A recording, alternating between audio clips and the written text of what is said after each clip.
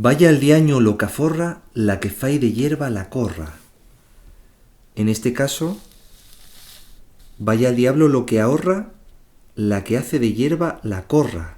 La palabra asturiana corra tiene múltiples acepciones. Entre ellas es un tipo de construcción, un cercado de piedras circular o cuadrangular, donde se almacenan las castañas. Esto permite mantenerlas conservadas durante unos meses. También es otro tipo de cercado donde se podría guardar ganado. Pero la definición que más se aproxima a este refrán es la de fabricación de un rodete, una rosca, de lienzo, de hierba, para llevar pesos en la cabeza, ya sea una tinaja, un cántaro, un caldero. Este refrán parece aludir, sin más, a lo poco ventajoso de realizar un rodete de hierba. Parece aludir a una época pasada.